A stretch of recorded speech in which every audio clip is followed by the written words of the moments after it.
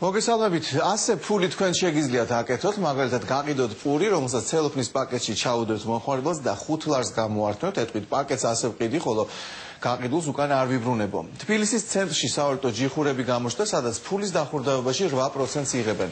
განრისხებულ მომხმარებელს კი ეუბნებიან ოპერაციას ვერ გავაუქმებთო. ნონა ქრივიძე ფულის მახეზე შუა ქალაქში. გადაახურდავებ ცოტა ხნის. გადაახურდავ -8% დამაწერე და ვეჭხუბები რა სისულები.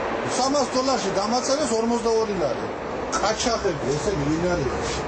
ასეთი შემთხვევები პეკინის 25 ნომერში მდებარე ვალუტის გადამცვლელ პუნქტში ხშირად ხდება. საქმე ის არის, რომ თითოეულ კლიენტს ვალუტის კონვერტაციის დროს თანხის 8%-ს ართმევენ. ამის შესახებ მომხმარებელი გვიანიგებს, როდესაც ოპერატორს ქვითარი უკვე გამოწერილი აქვს და თანხის დაბრუნებაზე უარს მათ სწორედ ამ მიზეზით ეუბნება. ვალუტის გადამცვლელ ჯიხურებს ასობით კლიენტი და ამდენივე დაზარალებული ტოვებს. საკმაოდ თვალშისაცემად ჩანს ინდივიდუალური კურსი ნებისმიერ ბიზნესმენისთვის და მომხმარებლისთვის ვალუტის კურსი. შევედი ქონდა $880 და მოვითხოვე ამ თანხის დახურდაება ლარში. ერთი წამიანი პროცედურაში მოახდინა 123 ლარიანი შემოსავლის მიღება. რა მიზეზით იტოვებს საკომისიო სავალუტო ჯიხური, ამის გარკვევად ჩვენ ვცადეთ. დოლარზე არის 8% მარტო თუ ევროზეც? ევროზე მომარჯე ვალუტაზე. და რატო ვალუტაზე? მე არ გადამიწყვეტი. და ეს მომხმარებლებმა იციან 8% რო არის? რავი, ზოგმა იცის, ზოგმა არა. ამასობაში სავალუტო ჯიხურში კიდევ ერთი დაზარალებული დაბრუნდა, რომელმაც მოგვიანებით აღმოაჩინა, რომ 16 ლარი დააკლეს. გოგონა 16 ლარი თუ რა იყო? რამდენი დაახურდავე? 80 ევრო.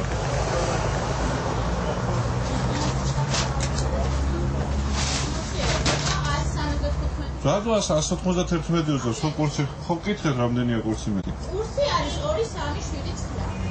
მე 191 მეკუთვნის. კურსის გარდა პროცენტს იკავებს, წერია გაერთაზე შიგნით. და გამოდის 175 ლარი და 90 ევრო. სადავრიძე სიესი მარა. ჩემ გახსნი არის. თითო იგინებოდა ეს კაცი, ხო აქ რო იყო? ბატონო? იმიტომ იგინებოდა ეს კაცი აქ რო იყო? ხო. ბადი რა სახში გოგო მოაგინებიათ ეს კაცს. ტელეკამერის დანახვისთანავე სავალუტო ჯიხურში კლიენტების მიღება შეწყვეტეს და კარით ჩაკეტეს. აღარ მუშაობთ? ამ მეთოდს სავალუტო ჯიხურში უკმაყოფილო ხალხის მოსაშორებლად ხშირად იყენებენ. დაზარალებული კლიენტის მიერ გამოძახებული საპატრულო პოლიციის გამოჩენის მიუხედავად, რამდენიმე წუთში პუნქტმა მუშაობა ისევ განაახლა. ვიყავი მოსული 1-2 კვირის. 2 კილოგრამები ვან კურსო. ჩემი 38 ლარი რომ ჩემთვის 2 კვირის საჭმელია უცო. 42 ლარია შენ მასხები 42-ია საბადოზე 42 ლარი რა. ესეა სადღა 84 და 42 ეხლა პატრული რა, არ დაგიბრუნებენ. როგორც სავალუტო ჯიხურში გითხრეს, მისი მფლობელი ბულგარელია, რომელსაც ქალაქში ამ სავალუტო ჯიხურის გარდა კიდევ 2 გადამცვლელი პუნქტი აქვს. ერთი პეკინის 6 ნომერში მდებარეობს, მეორე მარჯანიშვილის ქუჩაზე. საკომისიო იქაც ვალუტის 8%-ია. დაგეთენია. რატო? დაგეთენია საქმე. მალევე მუშაობა შეწყვიტა პეკინის 6 ნომერში მდებარე მეორე სავალუტო ჯიხურმაც. ეროვნულ ბანკში ვალუტის გადაცვლაზე რაიმე სახის საკომისიო შემოღებას უარყოფენ, თუმცა ვალუტის გადამცვლელ პუნქტებს ამ საფასურის დაწესებას კანონმდებლობა არ უკრძალავს.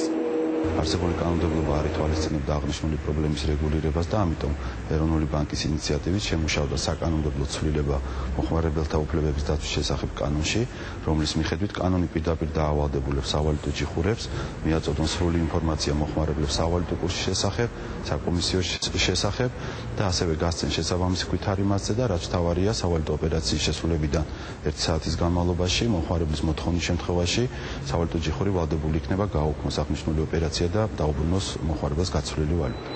პეკინზე მდებარე სხვა სავალუტო ჯიხურებმა გაუგებრობის თავიდან ასაცილებლად წარწერა გააკეთეს, რომ საკომისიოს არ იღებენ.